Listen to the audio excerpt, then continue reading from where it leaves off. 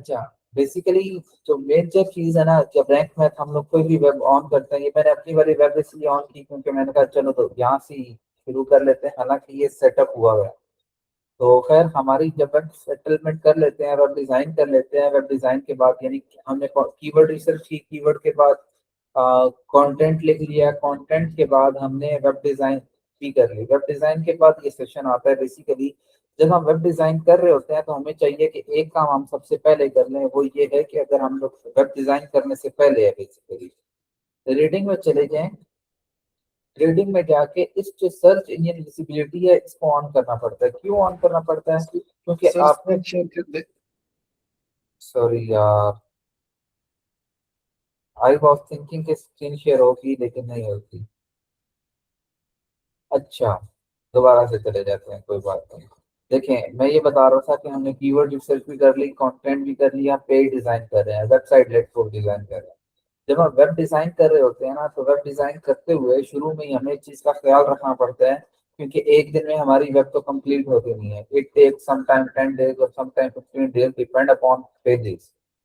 तो हमें इस दौरान अपनी जो ये जो सर्च इंजन विजिबिलिटी है इसको डिस्करेज करना पड़ता है। यहाँ से अगर मैं करूंगा तो डिस्करेज हो जाएगी। ये क्यों? ये इसलिए क्योंकि बहुत से ऐसे पेज होते हैं जिसके ऊपर यहाँ पे लेट्स सपोज होम समथिंग आ रहा होगा, किसी ना किसी पेज के ऊपर। वैसे मैं टाइटल पता नहीं, शायद कुछ और लिखता तो आ जाता। लेकिन एनीवेज, अब जैसे यहाँ पे अगर मैं इसको डिस्करेज नहीं करूंगा तो क्या हो जाएगा, क्योंकि हमने पेज के ऊपर अभी समटाइम ऐसा होता है कि हमने रफ ड्राफ्ट कंटेंट यूज किया होता है। समटाइम ऐसा होता है कि हमारा पेज के अंदर जो हमने कीवर्ड होते हैं वो यूटिलाइज नहीं किए होते।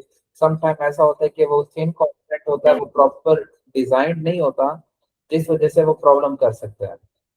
तो इस वजह से हमेशा सर्च इंजन विजिबिलिटी को हमेशा क्या कर देना चाहिए और, ताकि गूगल इस चीज को क्रॉल ना करे।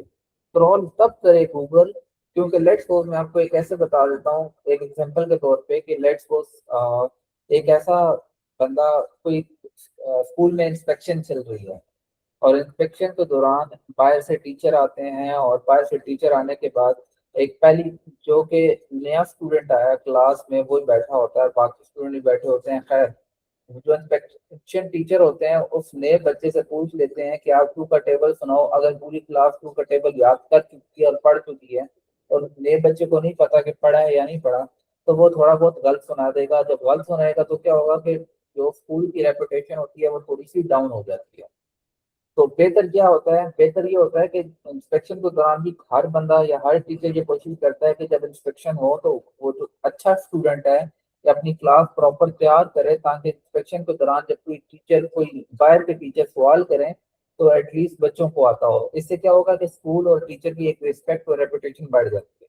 तो सेम एग्जांपल यहाँ पे लें, अगर हमारी कंटेंट गूगल के ऊपर अभी हम बना रहे हैं, साइट बना रहे हैं, और वो अच्छी तरीके से अपलोड नहीं किया, डिजाइन भी नहीं सही और रिस्पॉन्सिव भी नहीं है, स्लो मसले मसाइल हैं, और वो गूगल क्रॉल कर ले, तो गूगल क्रॉल करने के बाद क्या करेगा, हाँ भाई ये नील है, थोड़ा बहुत साइट की रेपुटेशन डाउन, और वो थोड़ा फिर वो कम आना शुरू हो जाएगा।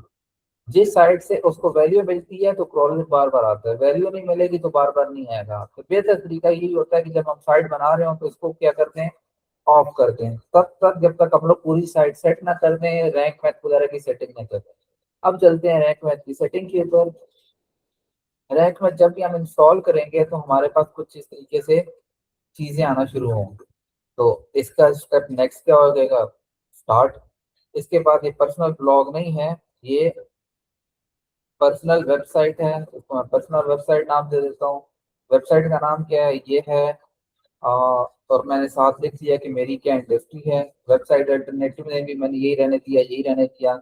लोगो गूगल के लिए मैंने ये रहने दिया, और डिफॉल्ट इमेज भी मैंने अपनी एक लगा दी। यहाँ पे क्या होगा, यहाँ पे आप लोग इस साइज की कोई लगा रहे होंगे, एक इमेज लगाएंगे। ये इमेज क्यों यूज होती है, अमूमन आप लोग कभी कोई लिंक वेबसाइट का शेयर करते हैं इंस्टा के ऊपर या व्हाट्सएप के ऊपर, तो आप देखेंगे कि एक साइट पे ना पॉपअप के आ जाएगा या एक इमेज आ जाती है उस लिंक के ऊपर। तो जो इमेज हम यहाँ लगा रहे होते हैं वो इमेज आ जाती है। और इनफैक्ट ये जो इमेज आती है ये कभी कभी ये इवन के गूगल के अंदर भी जब अगर हम कभी कुछ सर्च करते हैं, अगर यहाँ पे जैसे ये है, तो ये इमेज इसी से ही पिक होती है। समटाइम क्योंकि ये होम पेज है तो होम पेज के लिए हम ये लगा देते हैं, बाकी पेजेस के लिए जो गूगल की इमेज होती है वो इमेज ओपन ग्राफ का एक स्कीमा है, वहां से पिक कर देता है। इससे आगे चलेंगे, इसको छोड़ देते हैं as it is. Site map on रखें। साइट मैप में मेरी मेरी अपनी जो स्ट्रेटेजी थी, मैंने कहा कि साइट मैप मुझे इमेज नहीं चाहिए तो नहीं रखनी थी। पोस्ट के अंदर क्या क्या चीजें होनी चाहिए साइट मैप में, पोस्ट हो पेजेस हो। अब जब हम लोग एलिमेंटर कर रहे होते हैं या एलिमेंट्स बना केडेंस के अंदर होते हैं तो यहाँ पे एक ऑप्शन आता है एलिमेंट्स का, और एलिमेंट किट के नाम से आ रहा होता है एलिमेंटर के अंदर। तो कुछ लोग उस चीज को भी सेट नहीं करते हैं, या उनको सेटिंग का अंदाजा नहीं होता, उसको टिक मार्क ही रहने दे देते हैं क्योंकि बाय डिफॉल्ट ये टिक मार्क होती है। तो मैंने इसको अनचेक किया, क्यों? क्योंकि मुझे ये चीज नहीं चाहिए, ये यूजलेस है। ये एक एलिमेंट है, एक सेक्शन है जो कि हर वेबसाइट के ऊपर फिक्स हुआ हुआ है, जैसे हेडर हो गया, फुटर हो गया। तो जब हम एलिमेंटर के अंदर बनाते हैं तो बहुत सी ऐसी वेबसाइट के अंदर ये भी ये ऑटो टिक होता है, जिसको लोग छोड़ देते हैं, जो कि नहीं करना चाहिए। बाकी इसको भी अनचेक कैटेगरीज हैं, कैटेगरी के ऊपर डिपेंड करता है कि आपने इसको करना है साइट मैप पे इंक्लूड या नहीं करना। मैंने इंक्लूड नहीं किया, क्यों? क्योंकि मैंने कैटेगरीज को ऑप्टिमाइज नहीं किया। अगर तो कैटेगरीज को ऑप्टिमाइज करें, कैटेगरी को ऑप्टिमाइज कैसे करते हैं कि हम फॉर एग्जांपल एक हमारे पास एपीके है, एपीके के अंदर एक गेम की एपीके साइट है, माइक्रो एपीके की मैं बात कर रहा हूँ। उसके अंदर तीन या दो कैटेगरी कर लेते हैं, लेट्स सपोज एक गेम्स है, एक एप्लीकेशन, सिंपल एप्लीकेशन। तो जो गेम एपीकेज हैं या ऐप एपीकेज हैं, इनके ऊपर 800 वर्ड्स का कंटेंट या 9900 या 66 या 7700 वर्ड का कंटेंट जो कि उसको शो करा रहा हो कि हमने ये चीज लिखी हुई है इसके बारे में। तो क्योंकि मेरी कैटेगरी इस एज सच नहीं थी, क्योंकि मेरे पेजेस हैं और जो पोस्ट हैं वो भी मैंने कैटेगरी के बगैर लिखे हैं। कैटेगरी है लेकिन उसमें मैंने इसको ऑप्टिमाइज नहीं किया हुआ, तो इसलिए मैंने इसको अनचेक किया हुआ। अगर मैं उसको ऑप्टिमाइज करूंगा तो बाद में मैं इसको टिक मार्क भी कर दूंगा। अच्छा, फिर मैंने क्या कहा कि जो एम्प्टी कैटेगरी है और नो टैग जो होते हैं, एम्प्टी टैग्स, इनको नो इंडेक्स ही कर दो। अब इसको मैंने क्योंकि एम्प्टी है ना, एम्प्टी का मतलब ये है कि खाली है, तो और खाली को अगर कोई गूगल इंडेक्स कर दे या इंडेक्स कर लेगा तो क्या हो जाएगा कि वो थिन कंटेंट में शो होगा, या तो 404 में चला जाएगा, या अगर नहीं होगा तो 404 में चला जाएगा। बाद में हम डिलीट करते हैं तो, क्योंकि वो एम्प्टी है, कोई वैल्यू ऐड नहीं कर रहा होता। जो जो कंटेंट या जो पेज या जो कैटेगरी वैल्यू ऐड नहीं कर रही, उस पर कोशिश करें नो इंडेक्स ही रखें।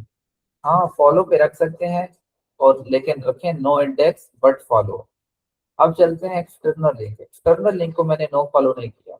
अगर मैं एक्सटर्नल लिंक को नो फॉलो कर दूंगा, इसका मतलब ये है कि मैं अपनी वेबसाइट से किसी दूसरी की वेबसाइट के ऊपर जब भी कोई भी लिंक दूंगा तो वो उसको ऑटोमेटिकली नो फॉलो देना है। लेकिन मैं ये क्यों नहीं कर रहा? ये मैं इसलिए नहीं कर रहा, कभी ऐसा होता है कि मुझे किसी एक ऐसी वेबसाइट को डू फॉलो लिंक भी देना पड़े तो मैं दे दूं, और मैं अपनी मर्जी से खेलूं, बजाय से कि हर दफा खुद ही नो नो फॉलो हुआ हो।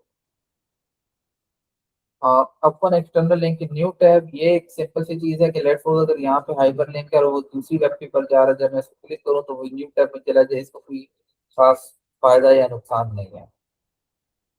इसको सिंपल सेटअप के आगे चले जाते हैं, इसको भी लीव कर दें एज इट इज, क्योंकि ये सच कोई चीज है नहीं। मैंने क्या कहा है कि भाई मुझे 404 जो मेरे जितने भी हैं इसको मॉनिटर करो, जितने भी रिडायरेक्शन हो रही हो जिनको मैं लगाता हूँ, या जो 404 आ रहे हो जिनके ऊपर मैं रिडायरेक्शन लगाऊं, अगर वो कोई लिंक यूजर मेरा उस लिंक के ऊपर आता है और रिडायरेक्ट होकर किसी पेज पे चला जाता है जिसमें मैंने रिडायरेक्शन लगाई है, तो मुझे पता चले कि मेरा यूजर रिडायरेक्टेड पेज पे शुरू में गया था। तो इसलिए मैंने इसको ऐसे रखा। स्कीमा, स्कीमा को मैंने ऑफ किया। स्कीमा को मैंने ऑफ क्यों किया? क्योंकि मुझे स्कीमा अपना खुद लगाना था, जो कि मैं खुद डिटेल्ड स्कीमा बनाता हूँ, तो मुझे इसलिए रैंक मैथ का स्कीमा नहीं चाहिए था। अब यहाँ तक होगी हमारी बेसिक सेटिंग। जब बेसिक सेटिंग होगी तो इमेज एसईओ को अगर ऑन करना चाहें तो आप लोग ऑन कर लें, तो मैंने वैसे इसको ऑन किया हुआ है। एलएनएम और टीएक्सटी की जो फाइल होती है इसको भी ऑन कर लें, और इंस्टेंट इंडेक्सिंग को भी अगर ऑन करना चाहें ऑन कर सकते हैं, बट ये क्योंकि इस वजह से ऑन नहीं किया हुआ कर सकता मैं, क्योंकि मैंने ऑलरेडी इंस्टेंट इंडेक्सिंग का प्लगइन ऑन किया हुआ है। लोकल एसईओ भी मैंने ऑफ किया हुआ है क्योंकि मैं इसको लोकली नहीं लेके चल रहा हूँ। तो ये सारा सिनेरियो है। अब चलते हैं मेजर चीज की तरफ। जनरल सेटिंग में हमें कौन कौन सी सेटिंग करनी होती है?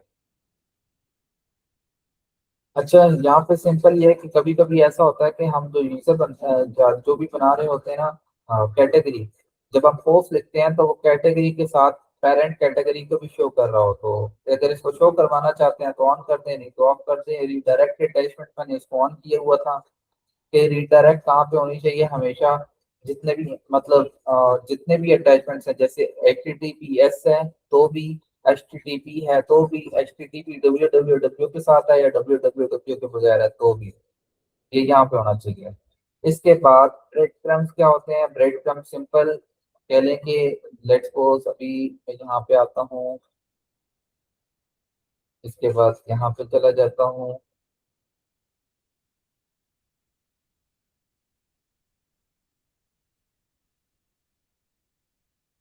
अब ये जो यूआरएल्स में आगे आई जा रहे हैं ना, ये ब्रेड क्रम्स कहलाए जाते हैं। तो ब्रेड क्रम्स को मैं सेपरेटर, क्योंकि ब्रेड क्रम्ब को मैंने ऑन किया हुआ तो इसलिए ये ऑन ही रहेंगे।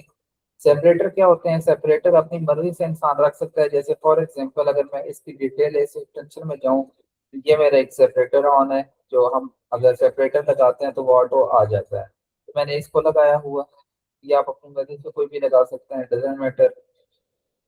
Home show home page link, home page का लेबल वगैरह मैंने लगा दिया generic. Height post title category और ये चीजें मुझे नहीं करनी थी, इसे लीव कर दिया। इमेजेस के ऊपर आते हैं। अगर क्योंकि मैंने इमेज, आपने देखा हो कि अगर पीछे तो मैंने जो जनरल सेटिंग के अंदर डैशबोर्ड पे इमेज एसईओ ऑन किया हुआ था, वो तो खैर मैंने ऑन किया, लेकिन मैंने यहाँ से ऑफ किया। वैसे वो भी मैं ऑफ कर दूँ तो, क्योंकि मैंने यहाँ पे ऑफ किया हुआ तो इसलिए ऑफ कर सकता हूँ। ये क्या है? ये है कि जब हम कोई इमेज अपलोड करते हैं तो जो इमेज का यूआरएल बनता है, फॉर एग्जांपल लेट्स सपोज मैं अगर इस यूआर उसको ऑन करता हूँ, इसको डाउनलोड करता हूँ, ये जो आ रहा है ना, ये यूआरएल क्या बन जाएगा? यही इसका बन जाएगा ऑल टेक्स्ट ऑटो पिक। मैं नहीं चाहता कि मेरा ऑल टेक्स्ट ऑटो आए या मिसिंग टाइटल एट्रीब्यूट ऑटो आ रहा हो, क्योंकि वो आपने देखा होगा एक ऑल टेक्स्ट होता है, एक टाइटल होता है, एक कैप्शन होती है और एक डिस्क्रिप्शन होती है। तो ये दोनों चीजें अगर मैं इसको ऑन करूंगा तो वो ऑटो पिक करेगा, जो कि मुझे नहीं चाहिए। यहाँ पे वेब मास्टर टूल अटैच करने वाले होते हैं। लेट्स गूगल सर्च कंसोल का जो भी आईडी होती है, बिंग वेब मास्टर और जितने भी ये आ रहे हैं ना इधर, लेकिन ये मैंने क्यों नहीं किया? मैंने जेनेरिक सारे, मैंने जो जो मुझे चाहिए थे मैंने वो करके, उनके कोड है वो ऑलरेडी लगाए हुए हैं वेबसाइट के अंदर, तो इस वजह से मैंने यहाँ पे नहीं लगाया। रोबोट डॉट टीएक्सटी को छेड़ने की जरूरत नहीं है, ये बहुत इंपॉर्टेंट होती है। अगर मैं किसी भी तरीके से हम लोग गड़बड़ करते हैं, फॉर एग्जाम्पल इसको टाइप करें, जो कि बड़ी इंपॉर्टेंट है, अगर हमसे कोई चीज मिस हो जाए तो बहुत सारे पेजेस इसमें नो इंडेक्स पे चले जाते हैं, इसलिए इनिशियल स्टेज के ऊपर आप लोग इसको रिमूव कर दें। LLM.txt के अंदर क्या होना चाहिए? पेजेस होने चाहिए पोस्ट, बट एलिमेंट्स नहीं होने चाहिए। जैसे मैंने बताया, अगर एलिमेंट्स होंगे तो उसका क्या हो जाएगा कि वो क्योंकि यूजलेस होते हैं, अगर तो उनके अंदर कोई ऐसी वैल्यू नहीं है, क्योंकि वो एक ऐसा एक सेक्शन होता है या एक एलिमेंट होता है जो पूरी वेब के ऊपर हम शो करा रहे होते हैं। क्योंकि वो यूजलेस हैं तो इस वजह से मैंने उनको शो नहीं किया हुआ। एचटीटी एक्सेस को भी छोड़ते हैं, डायरेक्शन मैंने ऑन किया हुआ था। ऑटो पोस्ट डायरेक्ट अगर इसको ऑन कर दें तो भी ठीक है, ये मैंने ऑन क्यों किया है? जितनी कोई भी रिडायरेक्ट होगा तो वो ऑटो रिडायरेक्ट हो जाएगा तो मेरे होम पेज के साथ, मैंने इसलिए इसको ऑन किया हुआ। बाकी अभी चलते हैं टाइटल के ऊपर। अच्छा, रोबोट्स जितने भी हमारे मेटास हैं उसको हमने इंडेक्स किया हुआ है। अगर हम नो इंडेक्स करेंगे तो हमारे पूरे जितने भी मेटा टाइटल्स हो जाएंगे, जितने भी मेटास होंगे वो नो इंडेक्स में चले जाएंगे, जो कि ठीक नहीं है। सेम एम्प्टी कैटेगरी और इसको भी वैसे ही है, कैपिटलाइज टाइटल। अब ये क्या है? अगर मैं इसको ऑन करता हूँ, लेट्स सपोज अब जैसे यहाँ देखें, अगर मैं इसको शॉर्ट भी लिख दूंगा ना, ये भी मैंने खुद से सेट किया हुआ है। अगर इसको ऐसे देखें, अगर मैं इसको सिंपल इस फॉर्म में भी लिखूंगा और मैं इसको ऑन करूंगा तो क्या हो जाएगा? जो मेरे फर्स्ट लाइटर होगा वो कैपिटल खुद ही कर देगा रैंक। ओपन ग्राफ के बारे में मैंने बता दिया, ये वही होता है जब भी हम कोई भी यूआरएल अपनी शेयर करते हैं तो ये एक पॉपअप के तौर पे शो होता है, मतलब आगे जा रहा होता है शो और दूसरों को करो। ये लोकल एसईओ के लिए बहुत इंपॉर्टेंट है। खैर मैंने इसके अंदर कोई सेटिंग नहीं की क्योंकि लोकल एसईओ मैंने सारा उसको ऑफ किया हुआ था। अच्छा मैं वैसे इसको ऑन कर लेता हूँ, बाद में ऑफ कर दूंगा, कोई मसले वाली बात नहीं। Local SEO.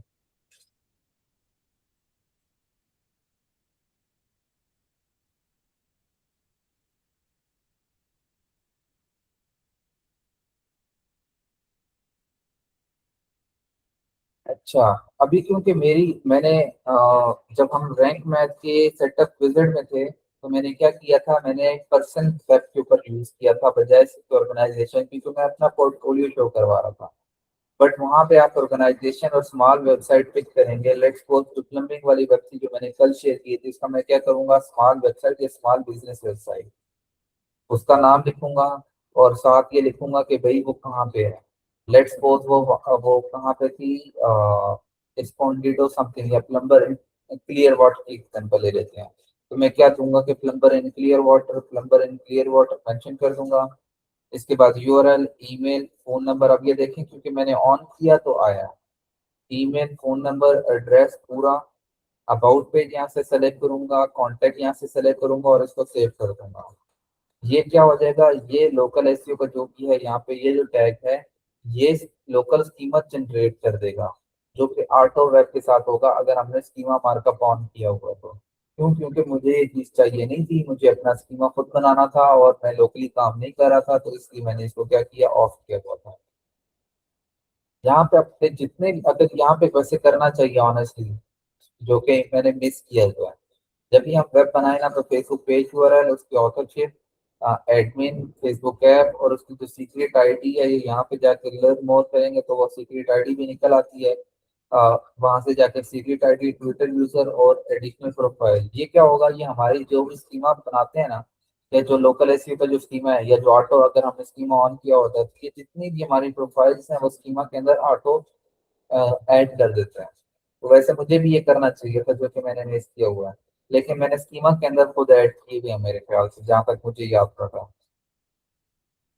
अच्छा, अब ये जो ऑथर वाला पेज है, ऑथर का पेज होना चाहिए और ऑथर को हमें इंडेक्स भी करना चाहिए, बट मैंने यहाँ पे नो इंडेक्स किया है। क्यों नो इंडेक्स किया है, क्यों, क्योंकि मैंने अबाउट के अंदर अपने आप को मेंशन कर दिया। बट अगेन मैं इस चीज के हक में हूँ कि हमें ऑथर का पेज बनाना चाहिए और ऑथर के पेज को इंडेक्स रखना चाहिए। ऑथर का जो पेज होता है वो ट्रस्ट बिल्ड करता है और क्रेडिबिलिटी बिल्ड करता है।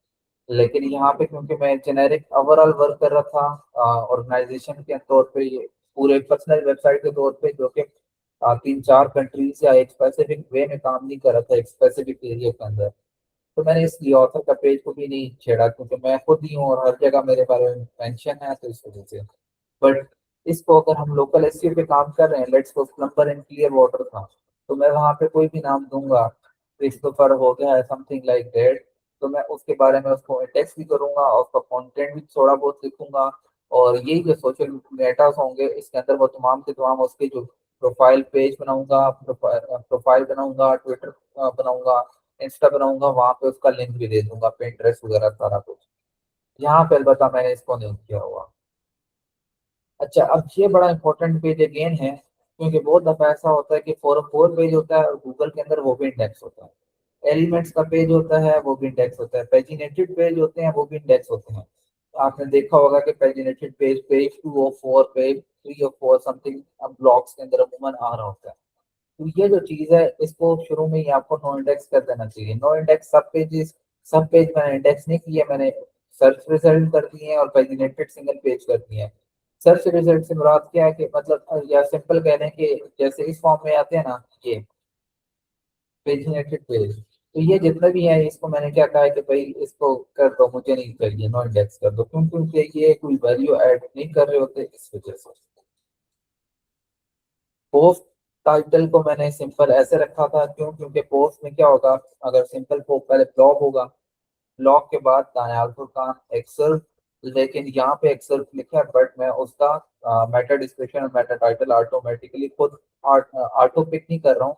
अगर मैं इसको छोड़ देता हूँ ना तो ये कभी मेटा टाइटल मेटा डिस्क्रिप्शन तो ये ऑटो पिक कर लेगा, बट मैं खुद इसको लिख लेता हूँ। तो इसलिए इसको ऑन रहे, ऑन ही रहना चाहिए वैसे, क्योंकि कभी कभी इंसान मिस भी कर देता है। पोस्ट के अंदर स्कीमा क्या दिखाया है, मैंने आर्टिकल का लगाया है, और बाकी सेम एज इट इज सारी चीजें चलती जा रही हैं। कोई add SEO control something like that. तो अगर बल्क एडिटिंग हो तो वो भी एनेबल की हुई है।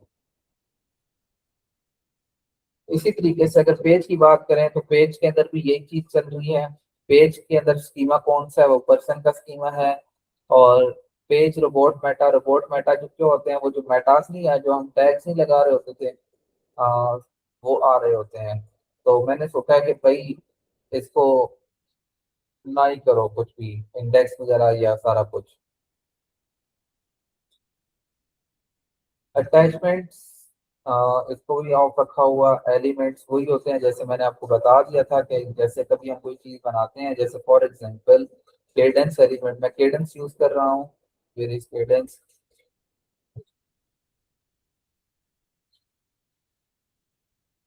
केडेंस के परफॉर्म को रख दिया। ओके बेसिकली ये, अच्छा यहाँ पे मैंने बिफोर फुटर भी बनाया, फुटर भी बनाया। अगर मैं इसको वहाँ ऑन रख लेता तो क्या होता कि ये भी इंडेक्स हो जाते। तो जिस वजह से मैंने इसको क्या रखा हुआ था, नो इंडेक्स वगैरह। कैटेगरीज को भी मैंने नो इंडेक्स रखा हुआ है, और टैग को भी नो इंडेक्स रखा हुआ है, ताकि कोई नहीं। हाँ लेकिन इसको मैंने नो फॉलो नहीं किया। अगर नो फॉलो करूंगा तो नो फॉलो हो जाएगा, बट मैं चाहता हूँ कि फॉलो ही रहे, नो इंडेक्स हो जाए। अच्छा साइट मैप पे यहाँ पे अगर आपके पास कभी ऐसा हो कि 50 या 20 हो तो इसको 200 कर लीजिएगा। बाकी इसको और चीज छेड़ने की जरूरत नहीं है, same as it is. HTML site map क्या होता है, देखें दो तरह के साइट मैप होते हैं, एक्सएमएल साइट मैप और HTML site map. HTML site map होता है यूजर के लिए, और एक्सएमएल साइट साइट मैप होता है गूगल के लिए, क्रॉलर के लिए। तो एचटीएमएल साइट मैप को भी मैंने एनेबल किया हुआ है, और इसमें अब कौन कौन सी चीजें आनी चाहिए थी वो आ गई, यानी वो तमाम की तमाम चीजें ही होंगी। साइट मैप में पोस्ट को इंक्लूड किया, पोस्ट को एचटीएमएल में भी इंक्लूड किया, पेजेस को भी इंक्लूड कर दिया, अटैचमेंट को नहीं किया, एलिमेंट्स को यहाँ कर दिए, यहाँ नहीं किया। यहाँ पे भी अगर मैं ना करना चाहूँ तो ना कर सकता हूँ, इसका कोई ऐसा असर नहीं है, जिस वजह से मैंने किया। कैटेगरी को भी ऐसे ही किया, क्योंकि मैं क्रॉलर के लिए ये चीज नहीं रखना चाह रहा था। बाकी बंदों को पता हो कि हाँ भाई कौन सी कैटेगरी है कौन सी नहीं, इसलिए। इंस्टेंट इंडेक्सिंग क्या होती है, इंस्टेंट इंडेक्सिंग भी आपको बता दूंगा। ये हम लोग गूगल क्लाउड कंसोल के साथ वहाँ की इंडेक्स नाउ एपीआई को यूज करते हैं, और रैंक मैथ की सेटिंग में जाके जेसन फाइल के साथ इसको कनेक्ट कर, जेसन फाइल इधर लगा देते हैं, कनेक्ट कर लेते हैं। यहाँ पे मैं तकरीबन अगर 500-600 लिंक जितने भी मैं बनाऊंगा लेट्स सपोज, वो एक ही दफा करके सेंड टू एपीआई करूंगा, तो ये एपीआई के थ्रू जल्दी इंडेक्स हो जाएगा, बजाय इसके कि लेट इंडेक्स हो। ये रैंक मैथ के अंदर ऑप्शन है, जबकि योर एसईओ के अंदर ऑप्शन नहीं है, तो इसलिए मैं वैसे भी रैंक मैथ को ही प्रेफर करता हूँ, क्योंकि योर थोड़ा नामुनासिब लगता है। 4 और 4 ये जितने भी हैं, अब ये देखें 8 5, ये क्या है। अच्छा ये क्यों 4 और 4 आया है? खैर अब ये जो 4 और 4 आ रहा है, इसको हिट हुआ है, और ऐसा हुआ होगा कि कभी कोई सर्वर डाउन हो, जिस वजह से इसने 4 और 4 शो किया, जो कि ऐसा नहीं होना चाहिए। फिर अगर इसी तरीके से चलते हैं मजीद, ये रिडायरेक्शन हैं। ये रिडायरेक्शन मैंने खुद लगाई थी, जैसे अनकैथर कैटेगराइज थी, तो उसको क्या किया, इसके ऊपर कर दिया और इसको इधर कर दिया। तो ये मैंने एक रिडायरेक्शन लगाई थी, जिस वजह से क्योंकि मैं खुद काम उस वक्त चीज़ों को काफ़ी चीज़ें देख रहा होता था, अभी भी देख रहा हूँ, लेकिन अभी कोई ऐसा प्रॉब्लम नहीं है कि वजह से मैं उसको रीडायरेक्ट कर सकूँ। ये सारा सिनेरियो था इसका। और बाकी चलते हैं, अभी अगर आपका कोई क्वेश्चन है तो मुझसे वो पूछें।